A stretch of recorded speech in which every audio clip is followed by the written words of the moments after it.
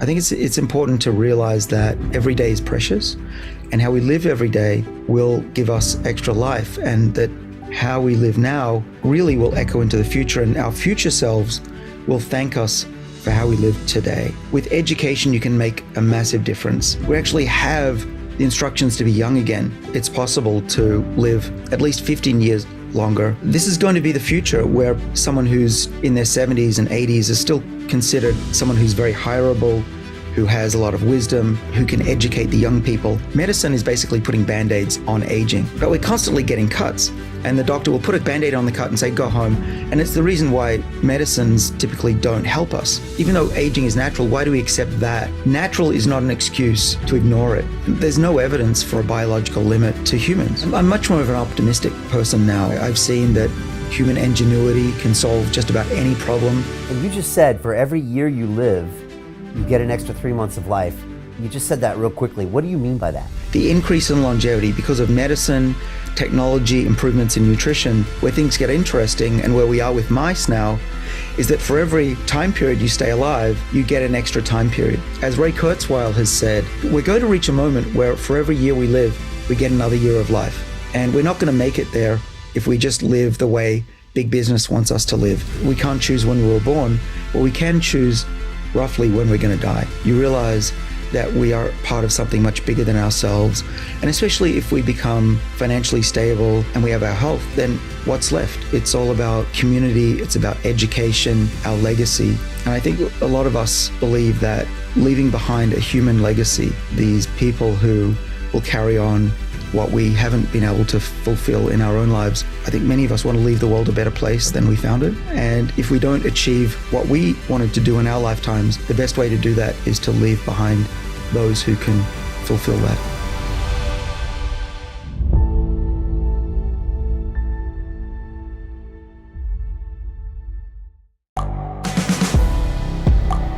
The world is changing. Inspiration is everywhere. It has never been so easy to connect, share, and bring people together. We're learning from others and finding the best in ourselves. Challenging our beliefs, sharing our vulnerability, overcoming our fears, transforming ourselves so we can transform the world. How far can we go? This is London Real. I am Brian Rose. My guest today is...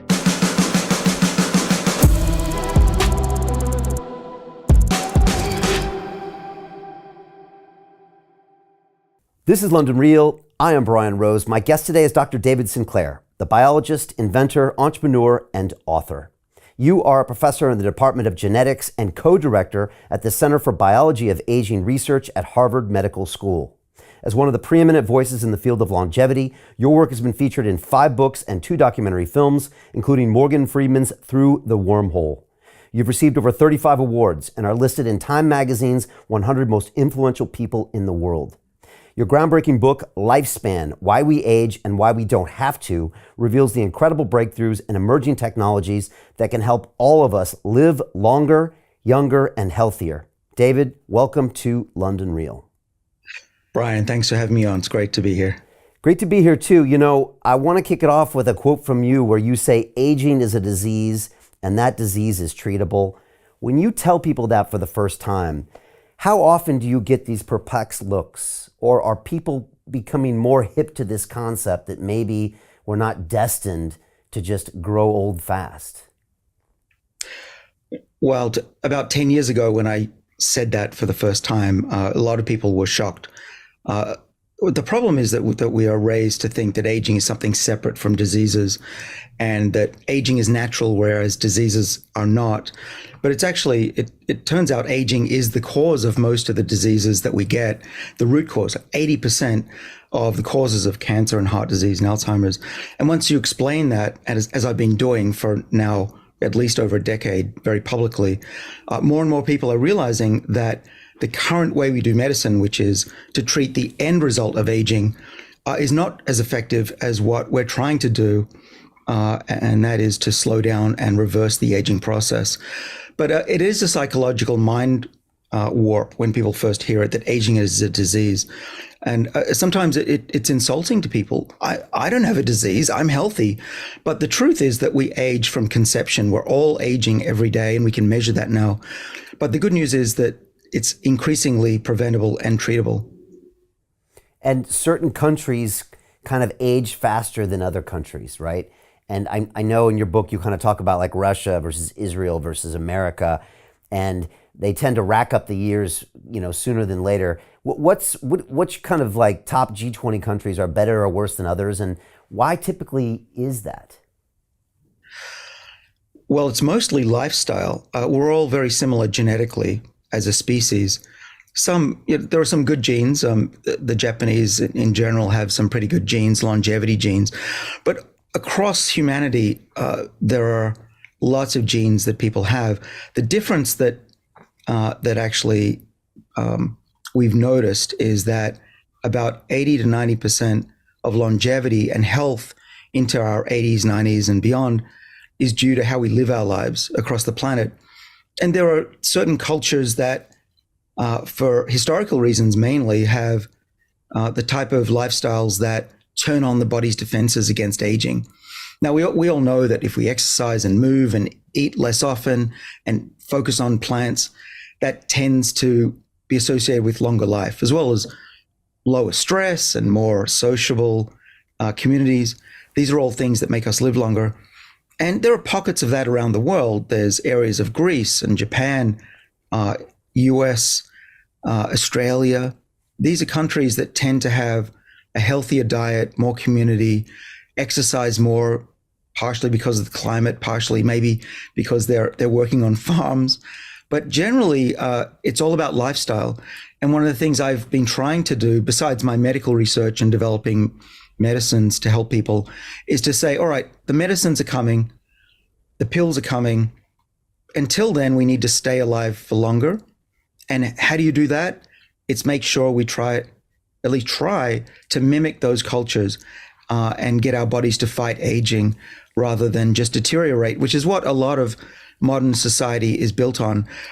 Brian, one of the problems with the world that we have now, particularly in the West and even worse in the UK and the US, is that we like to be comfortable. And the markets have given us a very comfortable life, those of us who can afford it. And the problem is that switches off our body's defenses against aging. Not exercising, don't eat well, always being satisfied with the amount of food we have, never being hungry. That's the worst you can have, because our aging rate just accelerates with that kind of lifestyle. Do most people look at you funny when you say, if you can be kind of starving, if you can be out of breath, if you can be cold, then you're going to live this long life? And people are probably looking at you and saying, well, 100 years ago, my grandparents were doing the same thing, or my great-grandparents, and they didn't live very long. Is it hard to get people's brain around that? Well, it does appear to be a contradiction until you really dig in and find out that, yes, eating less often was good for you, and being cold can be good for you, and being hot, and not having as much food, being thinner, is generally good for you to a point. The problem with our great-grandparents and even grandparents was that then they were not doing it in a way that was conducive to longevity, in the sense that they didn't get the right nutrition, and they were also plagued by infections. And you look at the risks from 100 years ago. Childbirth was killing people, cancer was killing people, heart disease was rife because of the type of food, a lot of fat people were eating. But if you combine the adversity, or at least mimicking adversity that they had in their lives, with adequate nutrition and modern medicine, that is what we believe gives you the longest life. And the important thing is, a lot of these adversities don't have to be extreme. They can be a little bit of what doesn't kill you, makes you stronger and longer lived. We call this process hormesis. And it's not about feeling like you're going to die or that you're going to starve. It's about giving your body a few of those hints, a little bit of exercise, even just 5-10 minutes a day, a little bit of hunger, skip a meal each day and substitute with tea and coffee.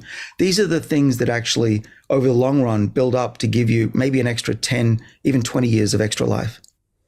David, I got to ask you a question. We're seeing these days, they're like, these real quests and cravings by parts of humanity for these extreme lifestyles. I've had Wim Hof on the show, who jumps in the ice baths and has the breathing. I've had David Goggins on here, who does these ultra marathons. And, we see people celebrating these extremes in life. I mean, do you think there's something deep down inside of us that is trying to tell us that we need to kind of push the limits of humanity while we're also trying to sit in business class and, drive in the Range Rover and all that stuff? Have you ever thought about that?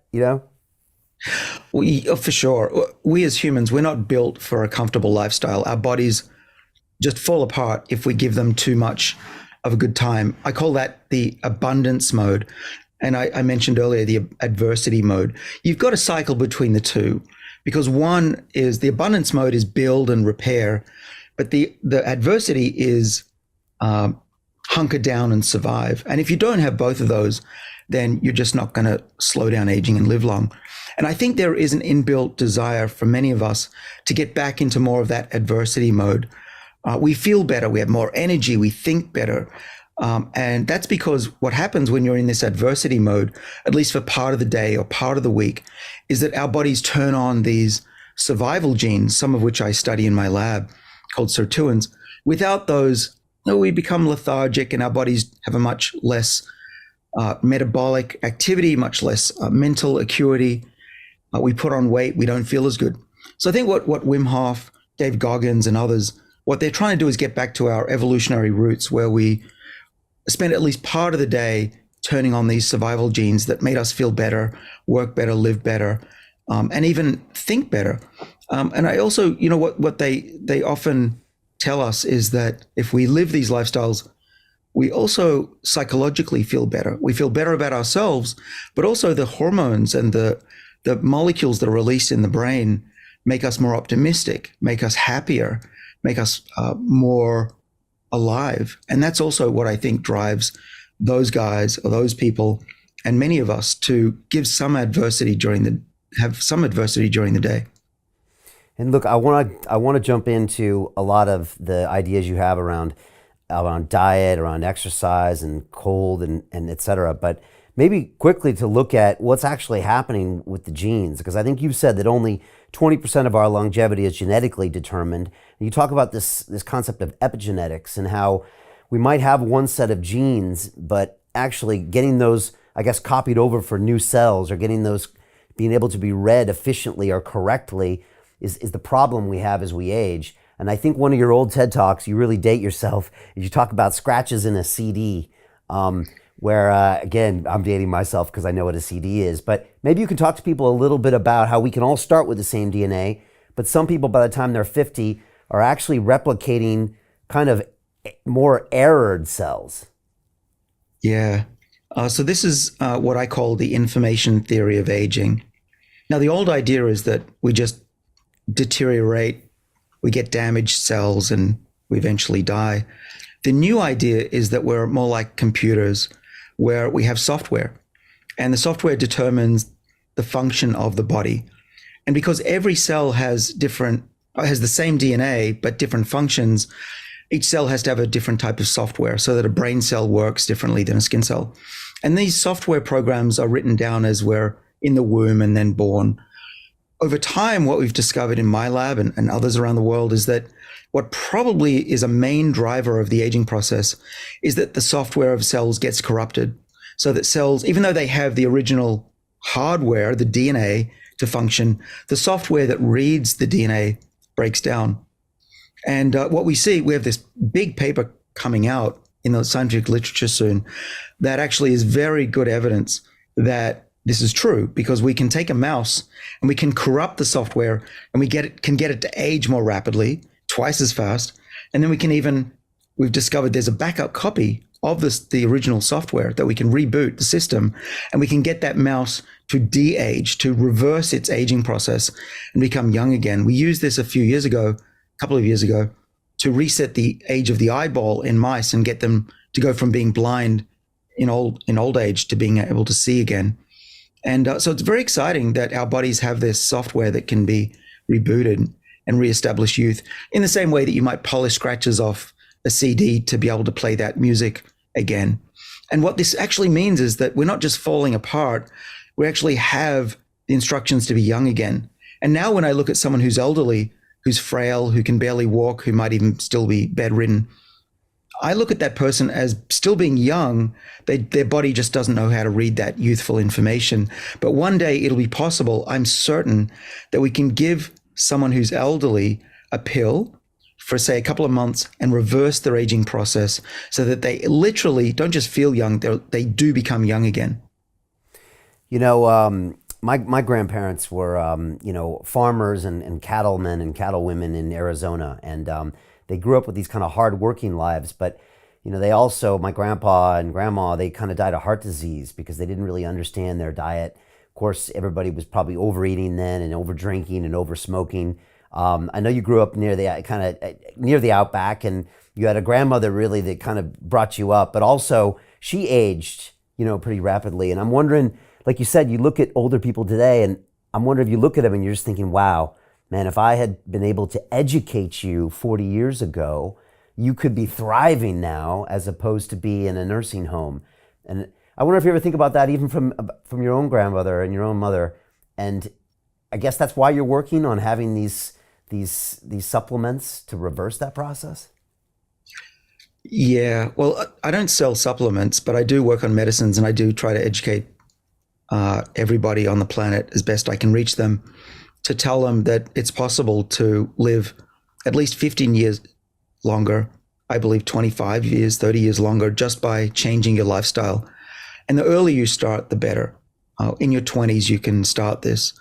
And I do wish that I could have educated my grandmother and my mother, who both died fairly young, and or at least became sick young. My mother developed lung cancer in her 50s, and my grandmother became frail in her 70s. And the kind of lifestyle we're talking about is not that difficult. We can get into the details in a minute. But the point is that with education, you can make a massive difference. If you don't smoke, you don't become obese, you get enough sleep, you focus on plants, you don't overeat, you eat less often, skip a meal or two a day, a large meal that is. These things are enough. It's been shown scientifically by looking at tens of thousands of people very clearly. You can extend your lifespan by 15 years just by doing those simple things that most people know about already. Now, the kind of things that I add to are nuances on that, as well as, again, molecules and medicines that some are available right now. I believe we can take that 15 years and make it 25, 30. My father is a good example of someone who did get educated early on and took my advice. He's a scientist, he listens and can make his own judgments. He's now 83 years old. He has no diseases, no aches, no pains, and is just as healthy, if not healthier than he was in his 30s. He's stronger than me. I'm 53. And he's just loving life, and he's looking forward to another 20, 30 years to go. And when he was in his 60s, he thought that he'd probably be dead by 75, 80, which is the typical life course of a male who lives in Australia. But he's had to just change his attitude because he's just going on and on and on. And he's watching not only his wife, who died young, his peers, who are now, many of them, half of them at least, are dead now because they didn't do the right things. It's fascinating. David, I get the benefit of talking to a lot of fascinating people on my show, and I've started to notice a lot of them in their mid-70s that are absolutely crushing it right now. People like Graham Hancock was just here in my studio on Friday, Netflix series 72. Robert Kiyosaki, Rich Dad Poor Dad, he's like 75. Dan Pena, the $1 trillion man with a castle up in Scotland, 77. Jim Rickards, all these people. My mom is crushing it pretty good in her mid-70s. And, they've done the right thing. And it's almost, David, like they're in their prime. Another 20 years of this, they could add more to the world than the previous 70 years of their life. It's like they've got their IP dialed in. They got their audiences. They've got everything going. And in the past, they might have a few more years left, and then whatever, they would break their hip or they would start to get senile, and then we wouldn't hear from them again. And I'm just imagining what a great world this would be if they could keep cranking that into their 90s. It would be an asset. And I guess this is the question you get a lot is, aren't all of these old people going to be a liability to society? Or can they be assets? Oh, they can certainly be assets. When you look at my father, he's helping raise the grandkids.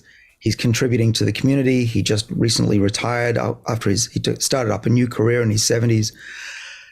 This is going to be the future where someone who's in their 70s and 80s is still considered someone who's very hireable, who has a lot of wisdom, who can educate the young people.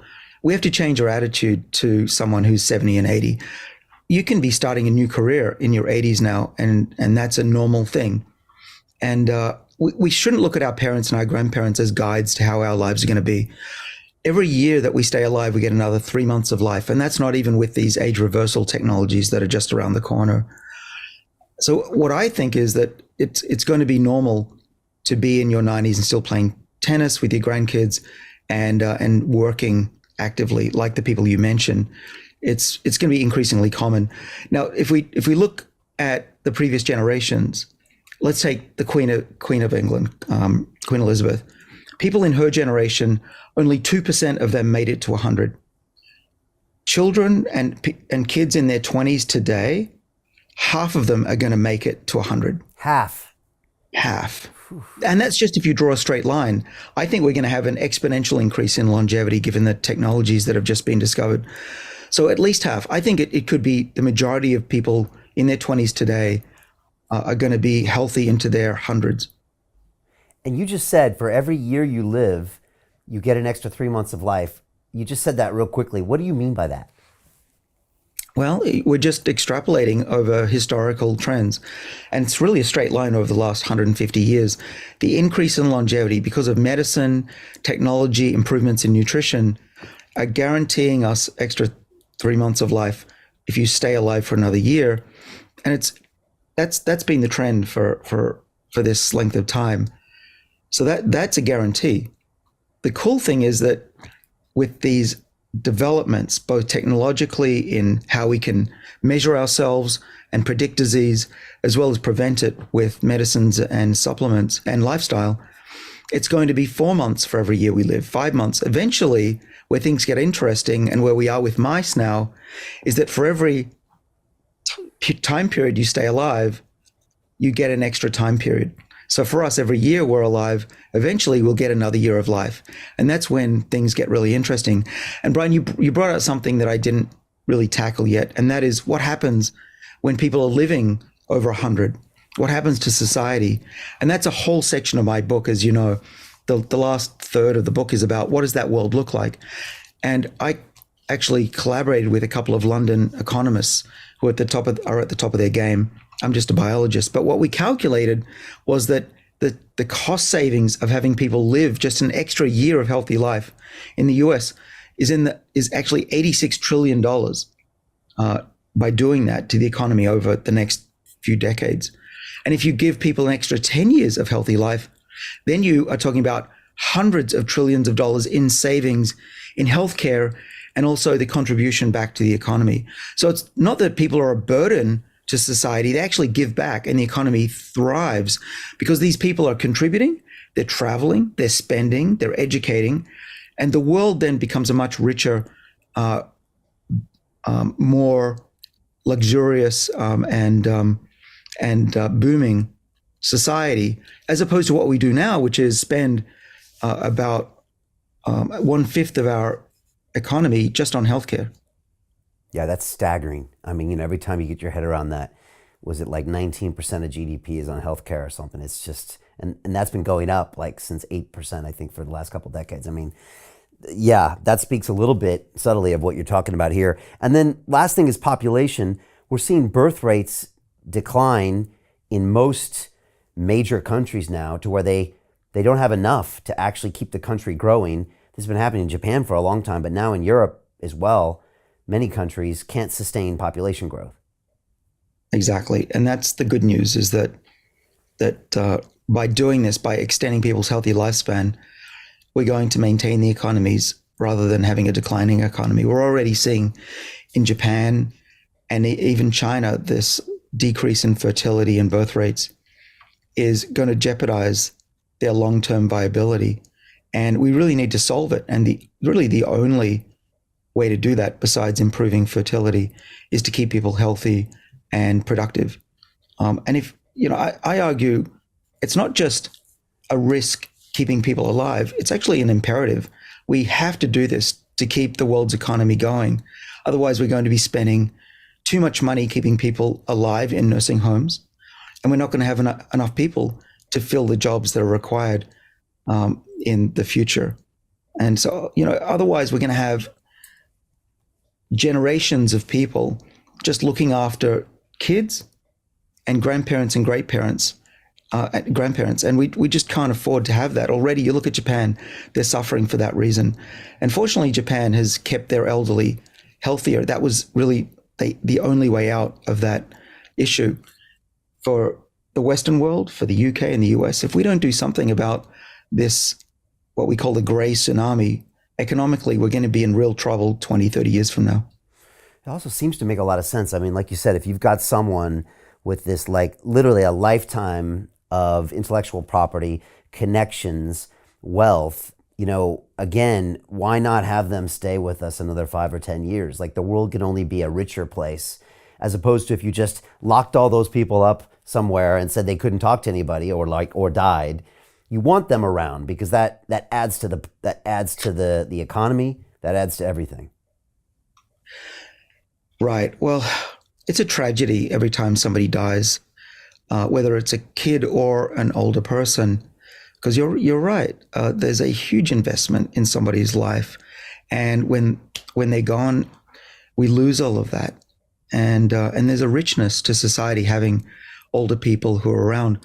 Increasingly, CEOs are in their 60s and 70s, even 80s.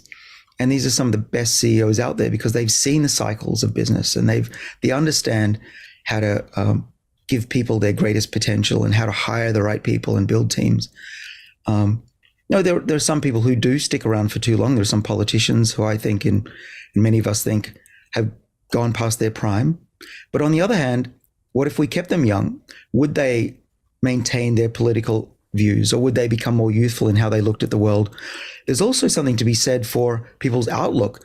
If people think that they're going to be around for another 30, 40, 50 years, then would they take better care of society and the planet? I think they would. Yeah. One thing I've noticed as I've gotten older is that I just think more about the collective. I think more about humanity. I think more about, why we're all here, and less about me and why I'm here, if that makes sense. And I know when I watch people like Ray Dalio from Bridgewater, he distinctly says, when I was younger, it was about competing, and now it's my time to give back. And I can now notice that in myself. This is the most important thing for me right now, is to pass on this knowledge in a selfless way. And just imagine if we had a lot of people doing that later in the years, how that might change the whole world and the narrative. It's pretty fascinating. Or like you said, maybe if they felt more youthful, maybe that would delay a little bit. It's interesting how all this might work on your mindset. Yeah, well, I use my father as an example of somebody who was pretty pessimistic about life. He's the human equivalent of Eeyore from Winnie the Pooh. And I know that any Brits listening would know that story very well. I was raised on that book by my grandmother. My father became more and more optimistic the older he got. And I think that if you stay healthy, that's what happens. You realize that we are part of something much bigger than ourselves. And especially if we become financially stable and we have our health, then what's left? It's all about community. It's about education, our legacy. And I find that myself. I've always been an educator, but the older I get, the more I realize what I want to leave behind are millions of people who have a better life, and leaders in science and industry that can carry on I pass the baton on to them and carry on this new wave of research into aging. And so, often I think what helps us is we think about what are we going to be most proud of when we're in our last days. And I think a lot of us believe that leaving behind a human legacy, these people who will carry on what we haven't been able to fulfill in our own lives, is the best way to have this legacy that I think a lot of us are striving for. We're all looking for meaning in life. We want to, I think many of us want to leave the world a better place than we found it. And if we don't achieve what we wanted to do in our lifetimes, the best way to do that is to leave behind those who can fulfill that. Yeah. So I have two young boys. They're 5 and 6 years old, and they're a massive handful. They're like a bunch of bandits. And I'm going to look at them differently now after talking to you, but I'm looking at two potential, not only 100-year-olds, but maybe 120-year-olds. I mean, this is a long time they're going to be on this planet for over a century, like turtles or something. And I'm just wondering, as a parent now, as opposed to say 100 years ago, do I raise them differently now? And also based on the knowledge that you put out in your book and your talks, what are things I need to know as a parent now in 2022 that maybe I didn't know or wouldn't know in 1922?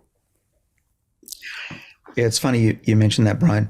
So Lifespan was my first book. That is the textbook of why we age and then why we don't have to. My second book, which I'm almost finished writing the draft of with Matt LaPlante, my co-author, is the guidebook. What is it about the modern world that we can change in our own daily lives to essentially guarantee that we'll live another 30 years? And then the third book, which I haven't fully started writing yet, but I've got a lot of references to go back to, is as parents, how do we raise our kids to guarantee that they live the longest life possible? And it turns out that this clock that I refer to, the biological aging clock, starts at conception. We can measure this. In my lab, we measure it all the time. We can measure thousands of people. I actually have a company that next year will provide a test that should be cheap and accessible. It'll be a mouth cheek swab. You just rub your cheek and send off the DNA, and they'll tell you how old you are biologically. And if anyone's, can I mention the name of it, Brian? Yeah, I don't want to be too egregiously promoting this, but often people want to know. It's called Telehealth, one word, telehealth.com. And get on the list. There's about 250,000 people already signed up. So get on now. Is that like short for telomere? Is that why it is? No, it's more interesting than that. Telomeres are a very old and not as accurate way of determining your health. What we measure are the problems in your software, the scratches on your CD. Literally what it is it's chemicals that are accumulating on your DNA as you get older. And we measure those, and we can use machine learning to tell us how old you are biologically. We can see how many packets of cigarettes you've smoked, if any. We can tell you if you've been good in your life and how you compare on that curve to other people your age. And often people say, well, I don't want to know that number because I can't do much about it. But what we want to do is to provide people with the guide to be able to slow down and reverse that number. And increasingly we are able to do that. And so even if you are scared of that number and if you come out a little higher than you should, the good news is that you can act on that and get it back to average or even below average. I'm of the view that information is important in our lives.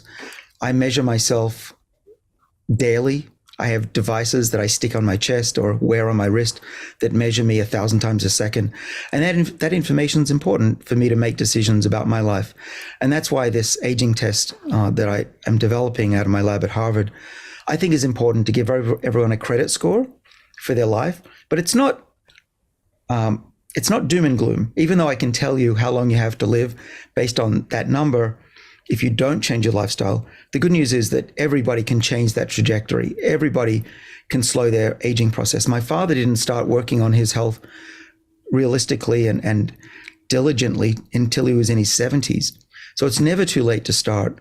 And I think having that number that you can measure every month or so will give people inspiration to change their lifestyles and see what works for them and what isn't working. I love that. And so you're telling me that, like, my boys, ever since conception, they're starting to age. That DNA is starting to break down based on every single choice they're making, which I guess is the choices I'm making as a parent, at least for their first few years or decade of life. And the third book will be kind of how to raise your kids, I'm guessing, to also give them the good habits that will probably take them on. Well, yeah, that for sure. You definitely want to teach them the habits that are in the books that I write. On top of that, you can make sure that by the time they're in their 30s, they're biologically in their 20s still, by what you feed them, how you expose them to things like chemicals, radiation, even X-rays we found can accelerate the aging process. Exercise, of course, is very important. Type of exercise, the types of food they eat, when they eat, the amount of sleep they get, the amount of stress, psychological and physically, they get. And these are all things that are increasingly shown to affect their clock. And, let's take the extreme example. A child that's raised on ultra-processed foods, who doesn't ever exercise, who is obese, who's eating the wrong types of foods, who's not getting the type of chemicals from the plant world that we know can slow down aging, that child will accelerate. They will be older than a child that does all the right things.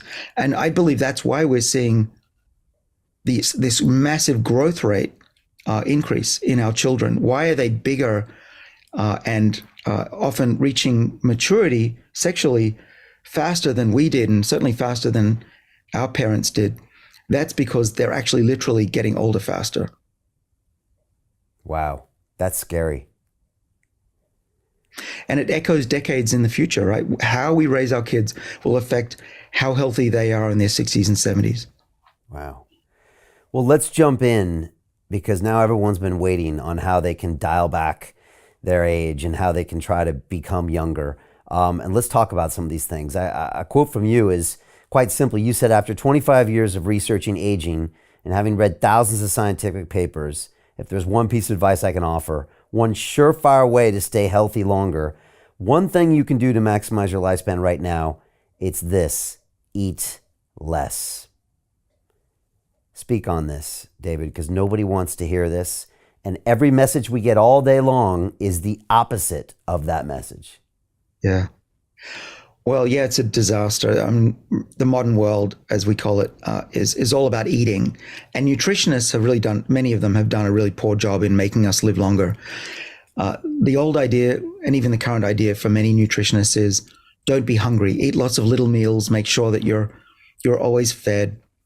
And so we live in a world now where breakfast is, quote unquote, the most important meal of the day.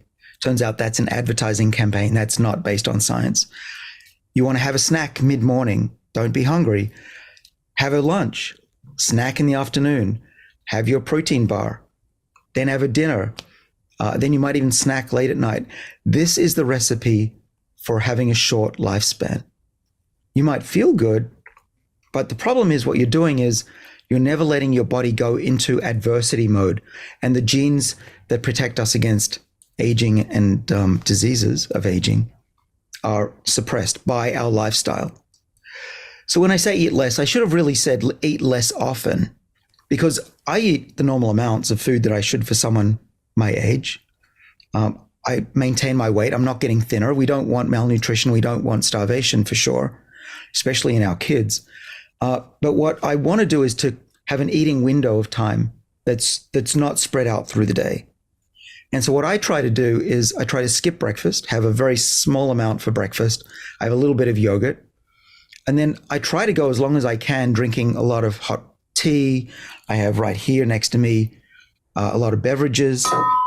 I drink thick green tea matcha. I finished that one. I drink beverages that don't have a lot of calories, have no sugar in them, but will give me the nutrients that I need during the day. I don't get hungry.